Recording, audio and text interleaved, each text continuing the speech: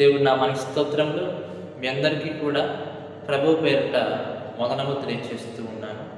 మరి దేవుని కృపను బట్టి ఈ రోజున మనం జీవిస్తూ ఉన్నాం. ఈ లోకంలో అనేక మంది రేపటి రోజున వాళ్ళు చూడకుండానే మరణిస్తున్నట్లుగా మనం చూస్తూ ఉన్నాం. కానీ ఫిర్యాదు దేవుని బిడ్డారా, మనం దేవుని కృపను బట్టి బ్రతికి ఉన్నాము కాబట్టి ఆయనకి మనం ఎంతో కృతజ్ఞతాస్తుతులు చెల్లించవలసిన వారమై ఉన్నాము. ఇవాళ దేవుని యొక్క వాగ్దానం మనం చూస్తే యెషయా గ్రంథము 40వ అధ్యాయం మనం తీసినట్లయితే యెషయా గ్రంథము 40వ అధ్యాయము 29వ వచనం మనం చదువుకుందాం. 29వ వచనం, సొమ్మసిల్లు వారికి బలమిచ్చువాడు ఆయనే, శక్తిహీనులకు బలాభివృద్ధి కలుగ చేయువాడు ఆయనే. ఇక్కడ మనం చూస్తే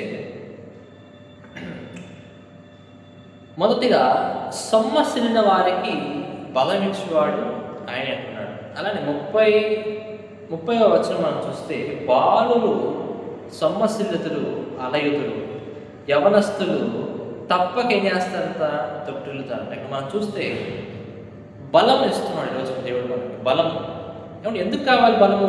సాధారణంగా మనం చూస్తే ఏదన్నా కొన్ని వస్తువులు మోయాలన్నా కానీ కదండి, అలానే కాకుండా ఉద్యోగం చేయాలన్నా, ఇంటిని పోషించాలన్నా, కొంచెం ధన సహాయం మనం తెచ్చుకోవాలన్నా, పని చేయాలన్నా కానీ మనకేం అవసరము? బలం అనేది చాలా అవసరం. శారీరకమైనటువంటి బలం కూడా మనకి చాలా అవసరం. ఇక్కడ 2 రకాల బలాల గురించి మనం మాట్లాడుకోవచ్చు. శారీరకమైనటువంటి బలము, ఆత్మ సంబంధమైనటువంటి బలము. దేవుడు రెండింటికి సహాయం చేస్తున్నాడు. రోజున 2 బలాలకి దేవుడు ఏం చేస్తున్నాడు? సహాయం చేస్తున్నాడు. ఇక్కడ చూస్తే సొమ్మసిల్లిన వారికంట దేవుడు బలమిచ్చేవాడుగా ఉంటున్నాడు కదా. సాతానుడు ఎలాగైనా సరే మనల్ని బలహీనం చేయాలి కదండి, అనారోగ్యంతో వారిని ఇబ్బంది పెట్టాలి అని ఎన్నో సమస్యలు, ఎన్నో బాధలు పెడుతుంటాడు సాతానుడు. మనకంతా తెలిసింది ఆ విషయం. అయితే మనం చూస్తూ ఉన్నాం, మనము అటువంటి బాధలో ఉండి ప్రభువా నన్ను కరుణించిన ఆయన, రక్షించిన ఆయన, మన స్థితి ఎలా ఉన్నది? సొమ్మసిల్లిపోయినటువంటి స్థితిగా ఉన్నది. అటువంటి సమయంలో దేవుని ప్రార్థన చేసామనుకో, దేవుడు ఏమంటున్నాడు? సొమ్మసిల్లిన వారికి బలం ఇచ్చేవాడని నేనే అంటున్నాడు. ఎవరైతే శోధనలో పడిపోయారో వారికి బలాన్ని ఇచ్చేవాడను నేనే అంటున్నాడు కదండి. సాతాను శారీరకమైనటువంటి బాధలు పెడుతూ ఉంటాడు. కాబట్టి ఆ శారీరకమైనటువంటి బాధల్లో నువ్వు ఇంకా డీలా పడిపోయి బలహీనంగా ఉన్నాం అనుకోండి, దేవుడు ఏం చేస్తాడు? బలాన్ని ఇస్తాడు. అలానే బలాభివృద్ధిని, శక్తిహీనులకు సొమ్మసిల్లిన వారికి ఇద్దరికీ కూడా దేవుడు బలాన్ని ఆయన ఇచ్చేవాడుగా ఉంటున్నాడు. ఆత్మ సంబంధమైన బలం మనం అనుకుంటూ ఉంటాం, ఆహారం తినటం వలన, మంచి మంచి ఆహారం తినటం వలన మన శరీరం చాలా మంచిగా ఉందనుకుంటూ ఉంటాం. కాదండి, దేవుని నోటి నుంచి వచ్చే ప్రతి ఒక్క మాట వలన మానవుడు బ్రతుకుతాడు. రొట్టె మాంసం వల్ల కాదు, దేవుని నోటి నుంచి వచ్చే మాట.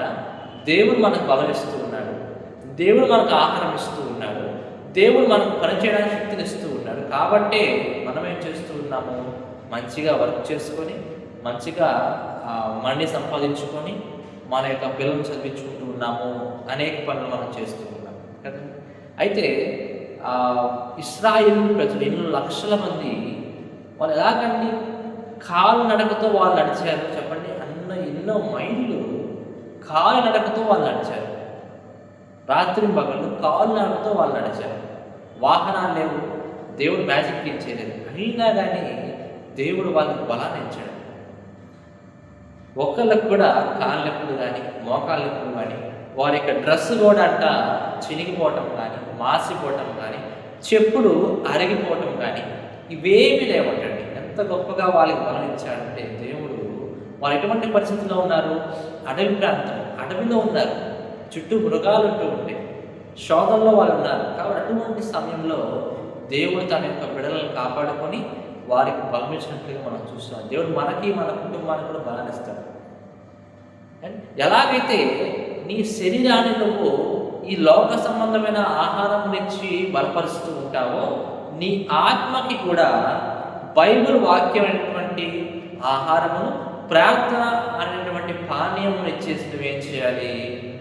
ఆత్మను కూడా బలం తెప్పించుకుంటూ ఉండాలి. ఆత్మ బలపడాలంటే దేవుని యొక్క మాటలు, ప్రార్థన రావాలి. గొప్ప ప్రార్థన మనం చేస్తేనే, వాక్యాలు చదువుతూ ఉంటేనే మన ఆత్మ బలపడుతూ ఉంటుంది. లేదనుకోండి, ఈ లోక సంబంధమైన వాటి వరకు ఆశపడతా ఉంటుంది మన ఆత్మ. దానికి ఏం చేయాలి? మన ఆత్మకి ఆత్మీయ ఆహారం పెట్టాలి. అప్పుడే ఆత్మ అది బలపడుతూ ఉంటుంది, దీపం ఆరిపోకుండా ఉంటుంది. దేవుడు మన హృదయంలో ఒక దీపాన్ని వెలిగించి పెట్టాడు. అంటే దేవుని యొక్క ఆత్మని పెట్టి చాలామంది రోజుల్లో పాపములు చేసి, తప్పులు చేసి, దేవుడు ఇచ్చేటువంటి ఆశీర్వాదమును, దేవుడు ఇచ్చేటువంటి పరిశుద్ధాత్మ వాళ్ళు కోల్పోతున్నట్లే మనం చూస్తున్నాం. మనము ఆ స్థితిలో ఉండకూడదు. ఒకవేళ పడిపోయారనుకోండి, మీరు కానీ మీ కుటుంబంలో ఉన్న వాళ్ళు కానీ ఎవరైనా పడిపోతే కనుక మీరు దేవుడు ప్రార్థించేయండి, ప్రభా మేము ఈ స్థితిలో ఉన్నామయ్యా, మేము ఈ స్థితిలో ఉన్నాము నాయన. 33:3 ఉంది. నువ్వు నాకు మొరపెట్టుకో, నేను నీకు సెలవిస్తాను. దేవుని చెప్తూ ఉన్నాడు. దేవుడికి కాల్ చేయండి, ప్రభా నాకు ఈ సమస్య ఉందని ఆయన తీర్చు ప్రభా, ప్లీజ్ అయ్యా అని అడగండి. దేవుడు ఖచ్చితంగా మీకు సహాయం చేస్తాడు. మీరు ఎటువంటి స్థితిలో ఉన్నా సరే దేవుడు తలుచుకుంటే కనుక, దేవుడు ఆజ్ఞయిస్తే కనుక ఎవ్వరు దాన్ని ఆపలేరు.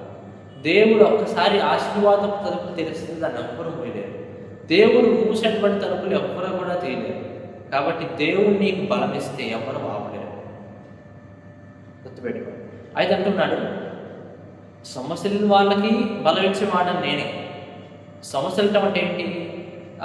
దారిలో మనం వెళ్తున్నాం అనుకోండి, కళ్ళు తిరిగి పడిపోతూ ఉంటాం. కళ్ళు తిరిగి కానీ, ఎక్కడ దెబ్బ తగిలి కానీ పడిపోతూ ఉంటాం. అంటే చిన్న చిన్న సమస్యలు, లోకంలో చిన్న చిన్న సమస్యలకి మనం పడిపోయామనుకోండి, అటువంటి సమయంలో మనం బలం ఇస్తాడు.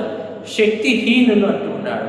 శక్తి లేదు వాళ్ళలో, శక్తి లేదు, పెద్ద అనారోగ్యం నుంచి బాధపడుతున్నాడు. అటువంటి వాళ్ళకి కూడా బలాన్ని ఇస్తాను. నువ్వు ఏ స్థితిలో ఉన్నా సరే ఒక్కసారి నాకు ప్రార్థన చేసావు అనుకోండి, అప్పుడు దేవుడు నీకు బలాన్ని ఇచ్చేవాడుగా ఉన్నాడు. మరి ఒకసారి వాక్యం చదువుకుందాం.